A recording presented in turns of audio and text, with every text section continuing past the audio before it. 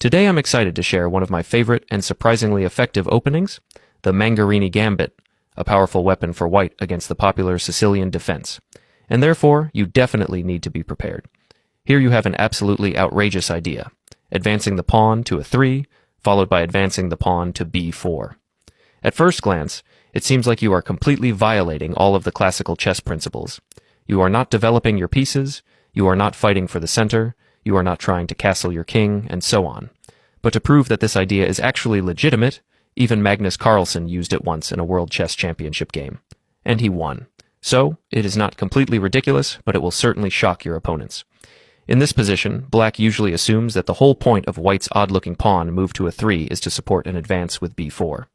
Since developing the knight to c6 is part of their natural opening plan anyway, they often decide to play it immediately, reasoning that it will also discourage or prevent b4. However, white goes ahead and plays b4 regardless, seemingly ignoring the challenge. At first glance, this can make black think they're facing an inexperienced player who is not only making strange moves, but also willingly sacrificing material for no apparent reason. Faced with this, most opponents feel compelled to capture the pawn, and in fact, many believe it would be a mistake not to. If they leave it on the board, white can push it forward to b5, driving away the knight and causing positional problems. The capture, however, plays directly into white's plan, opening the door for rapid pawn advances and swift development that can quickly turn the game in white's favor. After they capture, you respond with pawn to c3, gaining time by attacking the knight. Once the knight retreats, you play pawn to d4. Now the core ideas of this gambit begin to appear. You have two strong pawns in the center, one of which can advance to attack the knight again. Your rook on a 1 becomes active earlier than usual, and your pieces enjoy open lines and diagonals for rapid development. You can already see that this gambit actually has a clear purpose. In a way, it's similar to the Evans gambit. Now what will black do here? Since they know you are likely to play pawn to d5 to chase their knight away again, in the vast majority of cases they respond with pawn to d5 themselves. It's hard to believe that this pawn to d5 move could be problematic. It isn't exactly a mistake, but it places black in such a dangerous situation that even strong, titled players often collapse in just a few moves. Here's the trick. You capture on d5, and after black recaptures, you develop your knight to a 3, continuing your theme of playing moves that look strange but are actually very effective. Yes, this violates classical principles by putting your knight on the edge of the board. A knight on the rim is dim. But here it's part of a powerful plan.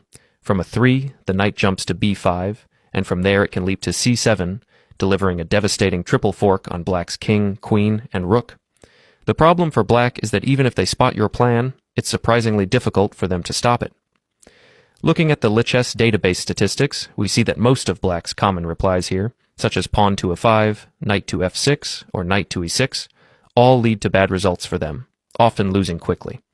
It's quite ironic that after a chain of moves which, on the surface, seem to defy all conventional chess wisdom, white ends up with a position where black is under immense pressure. Even an engine like Stockfish, usually cold, material-driven, and quick to value an extra pawn as a near-decisive advantage, still gives white a positive evaluation here. That in itself says a lot about the underlying strength of the idea. Stockfish's top recommendation for black is the peculiar queen to a 5, a move that abandons normal development principles and sends the queen wandering early. It's almost comical. After facing white's nonsense, the best that black can do is respond with nonsense of their own. Yet in practical play, very few opponents choose this path. Instead, the overwhelming favorite among human players is pawn to a 5, a move that looks perfectly logical in most openings but turns out to be a strategic blunder in the Mangarini Gambit. It fails to address white's central tactical idea, knight to b5, followed by the crushing knight to c7 fork against the king and queen. What appears at first to be a harmless pawn advance actually walks straight into white's prepared trap, a theme that repeats itself in many of the common continuations from this position. If black tries to control the c7 square, one defensive idea is to retreat the queen to d8. While this does block your knight from jumping in immediately, it also gives you the green light to advance your d-pawn, a recurring theme in this gambit. Pushing the pawn forward drives the knight away and increases your attacking momentum. Wherever the knight retreats, your pawn continues to march, and once it reaches d6, the original threat of knight to c7 is back on the table. What's remarkable is how simple this plan is. You just keep advancing, and yet black struggles to find an effective way to stop it. A common defensive try here is knight to e6, covering c7 with a piece. But in the Mangarini Gambit, you shouldn't hesitate to sacrifice the exchange by capturing that knight. After this, your knight still jumps to c7, regaining the rook and winning an extra piece in the process. Even more brutally, if the king steps to d7 instead of allowing you to take the rook, you don't have to bother with material. You can switch to a direct king hunt. A move like queen to a4 instantly puts the monarch in danger. From here, you can relentlessly check and drive the king into a mating net. In fact, after the pawn on d6 is captured, which is often forced, a stunning move like knight to e8 delivers a check from an unexpected angle, continuing the attack with deadly precision.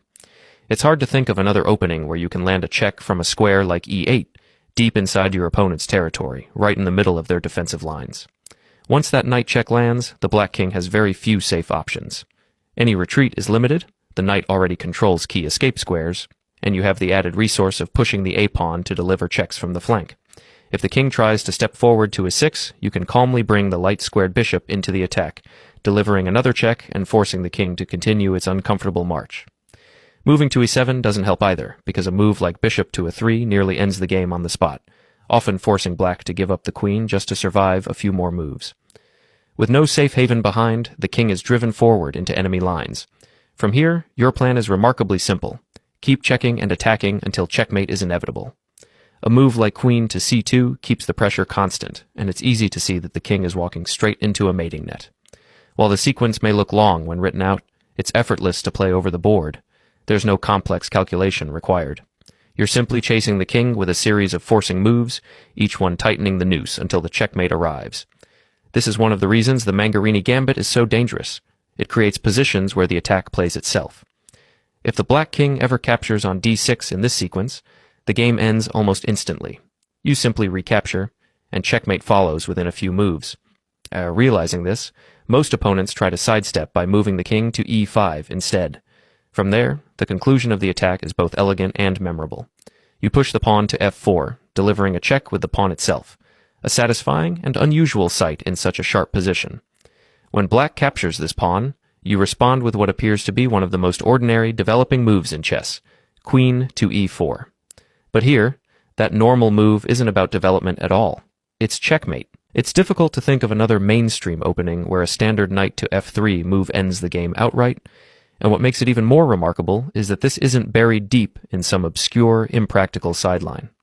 These positions arise from the most common responses to the Mangarini Gambit, meaning that many opponents can walk straight into this exact mating pattern without realizing the danger until it's too late. It's the kind of finish that makes the Gambit so satisfying, a mix of simplicity, creativity, and inevitability, ending the game in a way your opponent will not soon forget. And that's the Mangarini Gambit in action. Unpredictable, aggressive, and deadly effective. Try it in your games, surprise your opponents, and watch how even the most solid defenses can crumble. Don't forget to like, subscribe, and hit the bell for more chess secrets. Thanks for watching.